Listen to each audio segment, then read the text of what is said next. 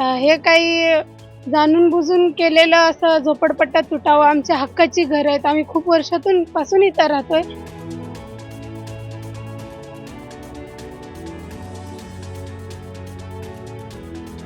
इतकं joint family आमची आहे. एका घरामध्ये 4-4, 5-5 मुलं आहेत. फक्त 30%च लोकांना स्वतःची घरं मिळणार. बाकीचे लोक कुठे जाणार, कुठे राहणार?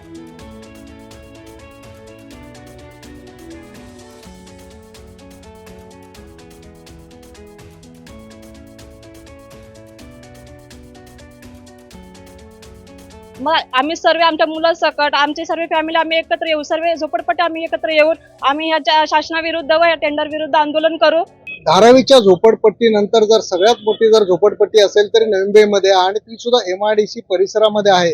आणि या अनेक वर्षापासून ह्या झोपड्या आहेत, ज्यामध्ये इथले जे कामगार आहेत, ज्या कंपन्या त्या कंपन्यामध्ये काम करणारे कामगार आहेत, जेव्हा या ठिकाणी जे आता अद्यावत अशा इमारती बांधल्या जात आहेत, त्या इमारतीच्या बांधकामाचे सुद्धा कामगार या ठिकाणी राहत आहेत. अनेक वर्षापूर्वी राहत असताना अचानक शासनाने एक GR काढला की त्यांच्या पुनर्वसनाचा GR काढला, तर दुसऱ्या बाजूला MIDCने टेंडर काढून काही ठराविकच घरं ही 300 स्क्वेअर फुटाची देण्याचा प्रस्ताव त्यांनी मांडलेला आहे. आणि इतर घरांचा काय, हा एक प्रश्न आता या ठिकाणी निर्माण झालेला आहे. माझ्या वर्षापासून ज्या महिला राहत आहेत, ताई काय सांगाल, हा जो शासनाने आता अनेक वर्षापासून तुम्ही या ठिकाणी राहताय आणि अशा परिस्थितीत आता तुमच्या घरावरती गदा येण्याची दाट शक्यता आहे, तर तुम्ही कशा पद्धतीने याला तोंड देणार आहात? हा जो काही 25 मार्चला टेंडर पास झालाय आणि लगेच 28 तारखेला MIDCचा टेंडर पास झालाय. हे काही जाणून बुजून केलेलं असं झोपडपट्ट्या तुटावं. आमच्या हक्काची घरं आहेत. आम्ही खूप वर्षातून पासून इथं राहतोय आणि ते वाचवण्यासाठी आम्ही काहीही करू शकतो, असं आमचं म्हणणं आहे की हे जाणून बुजून केलेलं आहे. ताई काय सांगाल, तुम्ही अनेक वर्षापासून या ठिकाणी राहताय, तुमची मुलं सुद्धा या ठिकाणी राजश्री छत्रपती शाहू महाराज मध्ये शिक्षण घेत आहेत. आज प्रगती पथावर असताना सुद्धा अचानक या ठिकाणी शासनाचा GR वेगळा आणि MIDCचा जो काय टेंडर काढण्यात आलेला आहे, त्यामुळे तुमची आता परिस्थिती कशी आहे? 25 मार्चला जो GR निघाला तो आम्ही बघितलाय. पण 2 दिवसांमध्येच MIDCचा टेंडर पास झाला. पण 2 दिवसांमध्ये टेंडर कसा काय पास होऊ शकतो? आणि जाणून बुजून शासनाने हा MIDCचा टेंडर दिला आहे का? आम्ही 40 वर्षापासून इथे राहतो. आमची मुलं ह्या शाळेत शिकतात, राजे छत्रपती शाहू महाराज शाळेत शिकतात. मग आमच्या मुलांचं शिक्षणाचं काय करायचं?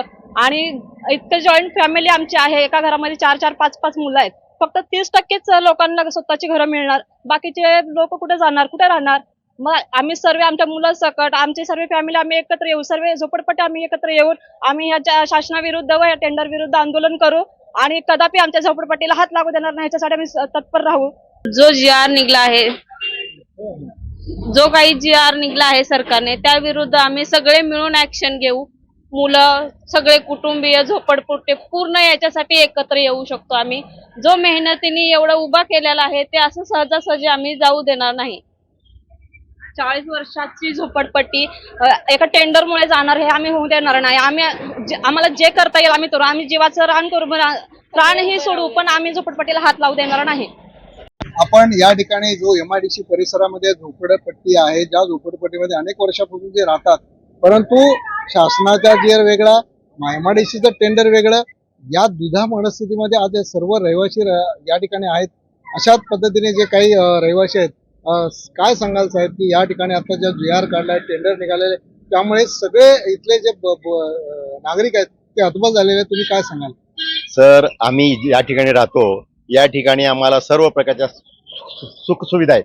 आम्हाला कुठलाही त्रास नाही, आम्हाला कुठलाही GR मान्य नाही आहे. कारण का, GR काढायचं असं तर अगोदर लोकांचं चौकशी करायला पाहिजे, लोकांचं मत घ्यायला पाहिजे, किंवा तुम्हाला पाहिजे का असं. आम्हाला पाहिजे नाही तर तुमचं GR आम्हाला काय फायद्याचं आहे? आम्हाला नको आहे GR. कारण आम्ही 75% घरं इथे पक्की बांधलेली आहेत.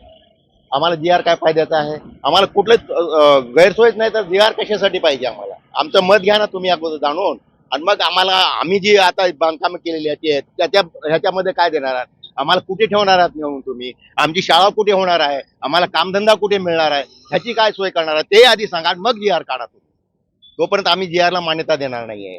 काय सांगाल तुम्ही, आता जी परिस्थिती आहे, उद्भवलेली आहे ही परिस्थिती, या संदर्भात तुम्ही काय बोलाल?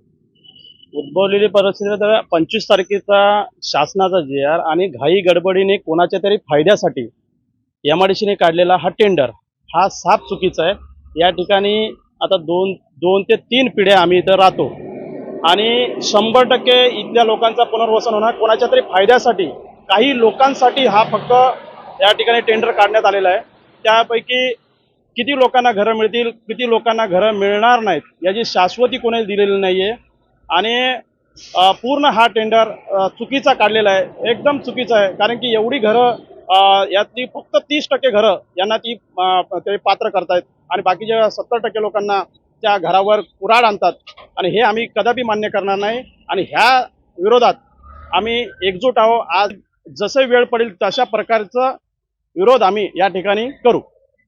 बघा इथे यांनी सांगितलं की सगळ्या सुविधा इथे असताना तुम्ही आता वेगळा म्हणजे शासन जी.आर. काढतंय, इथे इथल्या जे काय नागरिक आहेत त्यांचा दिलासा देण्याचा प्रयत्न करतंय आणि दुसऱ्या बाजूला आपण बघतो की एमआयडीसी टेंडर काढते. 30% लोकांना अधिकृत घरं दिली जाणार, 300 स्क्वेअर फुटापर्यंतची देणार असं म्हटलं गेलेलं आहे. पण बाकीच्या उर्वरित घरांचं काय, हा एक प्रश्न या ठिकाणी सर्व नागरिकांच्या समोर निर्माण झालेला आहे. आज ते आंदोलनाच्या सुद्धा तयारीत आहे. बैठक घेऊन जनतेला जागृत करण्याचा सुद्धा त्यांचा प्रयत्न आहे आणि वेळ पडली तर आम्ही रस्त्यावर सुद्धा उतरू असंही ते म्हणालेले आहेत. नवराष्ट्रमधून दत्तात्रय सूर्यवंशी.